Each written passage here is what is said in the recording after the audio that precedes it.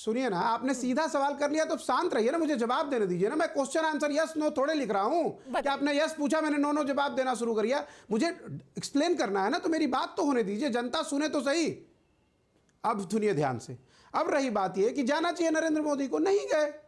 देश के विपक्ष के नेता जा रहे हैं, क्योंकि कोई ना कोई 5 लोगों ने अपने प्राण गंवाए हैं वहां पे। वहां पे अगर एक पुलिस वाले को चोट लगी तो हमारी संवेदना उसके लिए भी है। पत्थरों से घायल होने वाले, चाहे वहां के नागरिक हो चाहे पुलिस वाले हैं तो हिंदुस्तान के निवासी, उन सबके लिए हमारी जिम्मेदारी बनती है। एक इंपॉर्टेंट बात, और जो उससे भी बड़ी इंपॉर्टेंट बात है, यह कोई भारतीय जनता पार्टी पहली बार नहीं कर रही है। भारतीय जनता पार्टी ने जब भी इस तरह की कोई घटना, चाहे वो हाथरस में घटा हो, चाहे लखीमपुर खीरी में घटा हो, चाहे अब जाकर वो संभल में घटा हो, जब भी कभी इस तरह के दंगे होते हैं या जो भी कोई घटना जिसमें समाज का कोई पीड़ित होता है, कोई दलित बेटी को बलात्कार करके जला दिया गया हाथरस में, जब भी कोई विपक्ष की उन लोगों की आवाज बनने विपक्ष का कोई जाता है, तो वही पुलिस प्रशासन तंत्र रास्ते पे मार्केटिंग लगा देता है।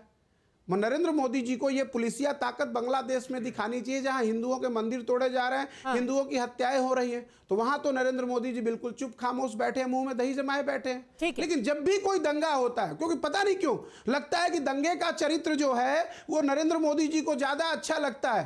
चाहे वो गोधरा हुआ, चाहे वो संभल है, चाहे वो मणिपुर है, जब भी हिंदुस्तान का कोई जल रहा होता है, कोई मर रहा होता है, नरेंद्र मोदी जी चुप रहते हैं और विपक्ष जो देश की आवाज है उसको भी उससे मिलने नहीं देते हैं। ये तो मैडम डेमोक्रेसी नहीं है। मैं अपनी बात भी आपके सामने ना रख पाऊं तो फिर मेरे उस डेमोक्रेसी में होने का क्या फायदा है? सर 3 मिनट से आप बोल रहे हैं, एक प्रोहिबिटेड ऑर्डर्स होने अगर मैं आपके सामने अपनी बात ना रख पाऊं, सुनिए ना, बावजूद आप वहां तक गए, गाजीपुर तक गए, यही डेमोक्रेसी होती है। पर हर्षवर्धन जी, ये एक पैटर्न निकल पड़ा है, भले हाथरस हो या संभल हो या बहराइच हो, जब भी किसी के साथ संवेदना जताने के लिए विपक्ष जाने की कोशिश करता है तो कानून का हवाला देकर के उन्हें वहीं पर रोक लिया जाता है। क्यों? नहीं, मुझे याद नहीं आ रहा है कि पद्मजा जी, इस बात के लिए हम आपको बहुत बहुत साधुवाद और धन्यवाद देते हैं कि आप, चलिए आपका बहुत बहुत धन्यवाद कि आपने मुझे धन्यवाद दिया। हर्षवर्धन जी, साधुवाद और धन्यवाद देते हैं। हाँ, हर्षवर्धन नहीं कि आपने हमें गाजीपुर बॉर्डर तक जाने दिया, आप हमारे घर के बाहर लगा लीजिए। वैसे भी उत्तर प्रदेश के जब नेता जा रहे थे तो उत्तर प्रदेश की पुलिस ने उनको हाउस अरेस्ट कर लिया, उनके घर पे खड़े होकर उनके घर पे। हम कौन होते हैं आपको रोकने वाले? आप पूरा भारत जोड़ो यात्रा, आपको धन्यवाद दिया जाएगा तो प्रधानमंत्री आपको देखते हैं, हमारा धन्यवाद उनके पास पहुंच जाएगा। हर्षवर्धन जी, पद्मजा, राहुल गांधी जी पता नहीं कहां के लिए निकले थे, आरजी कर के लिए निकले थे क्या? उनको रोका था क्या किसी ने? संदेश खाली के लिए निकले थे, किसी ने रोक लिया था क्या? और उत्तर प्रदेश में भी अयोध्या गए थे क्या? वो रोक लिया गया था क्या? चलिए वहां नहीं गए तो क्या नवाब सिंह यादव ने जिस लड़की के साथ जो आरोप लगा वहां गए थे क्या? मुझे तो नहीं ध्यान में आ रहा है कि गए होंगे। अगर इतना सिलेक्टिव है और फिर कहेंगे कि दंगे हो गए, अच्छा तो चलो बहराइच गए थे क्या? राम गोपाल मिश्रा के परिवार वालों से मिले थे क्या? संसद चल रही है, लीडर ऑफ अपोजिशन, और मैं फिर कह रहा हूं सदन में आप संभल बहुत गंभीर मसला है, 5 लोगों की जान चली गई है। और मैं इसके आगे भी कहूंगा कि यह भी सवाल खड़ा करिए कि कौन लोग हैं जो न्यायालय के निर्णय के सामने पत्थर लेकर खड़े होते हैं? ये संविधान विरोधी लोग हैं, ये लोकतंत्र की हत्या करना चाहते हैं। आप न्यायालय के निर्णय के सामने ऊंची अदालत में जा सकते हैं, आप न्यायालय के निर्णय के सामने उसी अदालत में रिव्यू पिटीशन डाल सकते हैं, लेकिन आप पत्थर लेकर खड़े हो जाते हैं।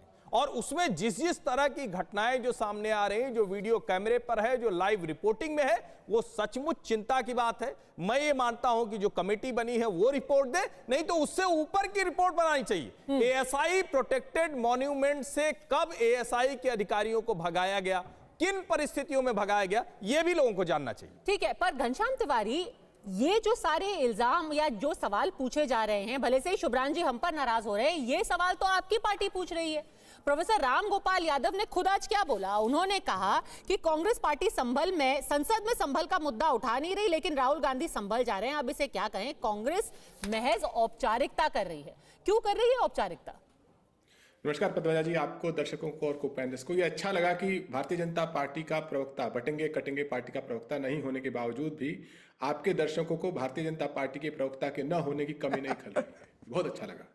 दूसरी बात कि जब संसद में, उस संसद में जहां प्रधानमंत्री अभी तक नहीं पहुंचे हैं, क्या किसी के पास फुटेज है प्रधानमंत्री संसद पहुंचे? छोड़िए मणिपुर नहीं पहुंचे, छोड़िए वो संभल नहीं पहुंचे, क्या किसी डिनर में पहुंच रहे थे आपने दिखाया? क्या प्रधानमंत्री इन 6 दिनों में संसद पहुंचे? कल थे संसद में क्या? पिछले 10 साल में प्रधानमंत्री कितने दिन संसद गए और किस तरीके से संसद में अपने ब्रूट फोर्स से लोगों को हटाया गया, सांसदों को हटाया गया, सबने देखा। भारतीय जनता पार्टी कितना संसद में यकीन करती है। मुद्दे पे आते हैं। उसी संसद में उत्तर प्रदेश के पूर्व मुख्यमंत्री ने बड़े ही जिम्मेदार तरीके से कहा कि ये जो प्रशासन है उस पर हत्या का मुकदमा होना चाहिए। 5 लोगों की हत्या का मुकदमा, जहां पर लगातार भारतीय जनता पार्टी और हर्षवर्धन जी कहते हैं 5 लोग नहीं है, 4 लोग हैं, आज कह रहे हैं 5 लोग हैं। लेकिन उस प्रशासन पे जिसपे भारतीय जनता पार्टी के प्रवक्ता की कमी नहीं खल रही है, उसके ऊपर हत्या का मुकदमा होना चाहिए। हत्या का मुकदमा किसके ऊपर होना चाहिए? प्रशासन कौन है? सुधांशु जी नहीं है। जिस उत्तर प्रदेश से सुधांशु जी सांसद हैं, संसद से गायब रहने वाले प्रधानमंत्री जी सांसद हैं, उस उत्तर प्रदेश में बटेंगे कटेंगे के सूत्रधार मुख्यमंत्री हैं, वो प्रशासन है। मुकदमा होना चाहिए।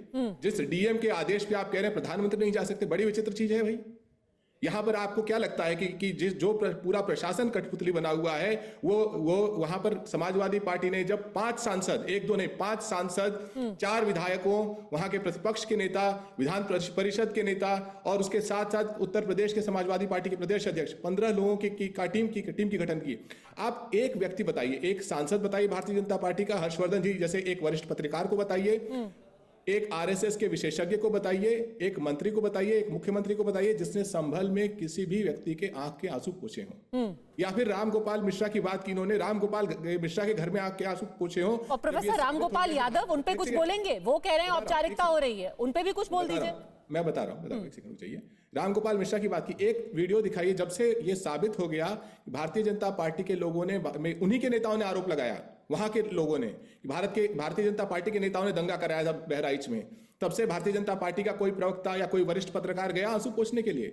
देखिए, जहां पे प्रशासन ही हत्यारा हो, संसद में गूंज रहा हो, प्रधानमंत्री गायब हो, बटेंगे कटेंगे मुख्यमंत्री हो, वहां पर कोई भी प्रयास औपचारिकता नहीं है। जहां तक जो श्री रामगोपाल यादव जी ने कहा है वो बात सही है। एक ऐसे सदन में जो प्रधानमंत्री स्वयं सदन नहीं चलने देना चाहते हैं, सुधांशु जी की पार्टी स्वयं सदन नहीं चलने देना चाहती है, वहां पर जब भी अवसर मिले सरकार से मणिपुर पे, संभल पे और अडानी पे सवाल पूछा जाना चाहिए। और हमारे पास एक विपक्ष के रूप में, इंडिया अलायंस के रूप में, चाहे ये एनडीए के लोग डिनर पे मिले, लेकिन हमारी जिम्मेदारी है कि हम लोगों के मुद्दे पर सदन में मिले। और वहां पर अगर कोई चूक होती है तो रामगोपाल जी एक वरिष्ठ नेता हैं, उन्होंने कहा है उस चूक के बारे में। ठीक है, तो इस चूक का जवाब मैं लूंगी शुभ्रांश राय से, पर